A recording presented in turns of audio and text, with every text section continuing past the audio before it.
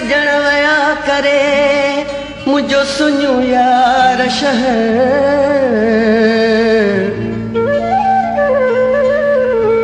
हानी कहिड़ो आहे गुज़र दिलबर बिना हिन देस में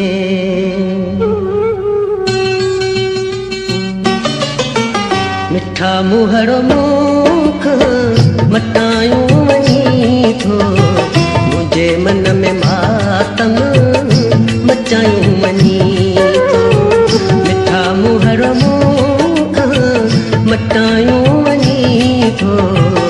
मुझे मन में मातम मचायूं वञी थो मुझे मन में मातम मचायूं वञी थो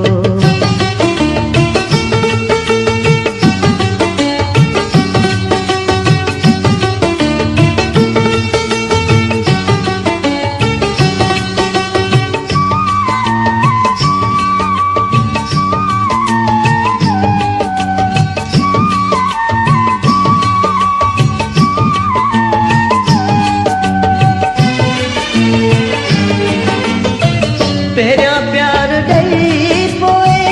करी थो किनारा कहिड़े ॾोह में तो छिनो प्यार प्यारा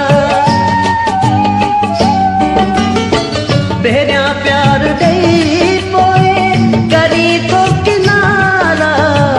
कहिड़े ॾोह में तो छिनो प्यार प्यारा मूंखे ऋण में रुलायूं वञी थो मुझे मन में मातम मचायूं वञी थो मिठा मुहर मुख मटायूं वञी थो मुझे मन में मातम मचायूं वञी थो मुझे मन में मातम मचायूं वञी थो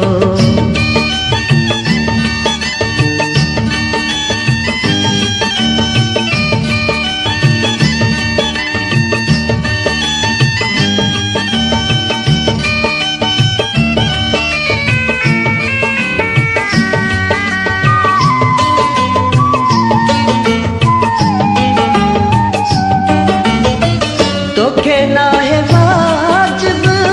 करण बेवफाई रोई रोई तो लाए उम्र मूं विञाई तोखे नाहे वाजिब करण बेवफाई रोई रोई तो लाए उम्र मूं विञाई तूं दर्द दिल दुखायूं वञी थो मुझे मन में मातम मचायूं वञी थो मिठा मुहर मुख मटायूं वञी थो मुझे मन में मातम मचायूं वञी थो मुझे मन में मातम मचायूं वञी थो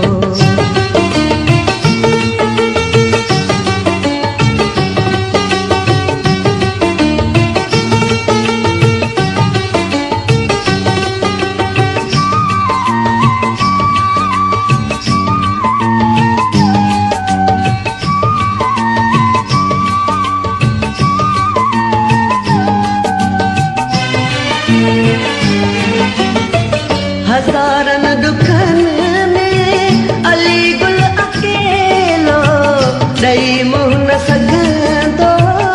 कटबो न वेलो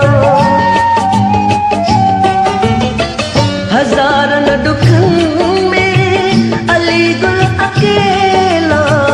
ॾेई मुंहुं न सघंदो कटबो न वेलो सजण सां ॾाढो सतायूं वञी थो मुझे मन में मातम मचायूं वञी थो मिठा मुहर मुख मटायूं वञी थो मुझे मन में मातम मचायूं वञी थो मिठा मुहर मुख मटायूं वञी थो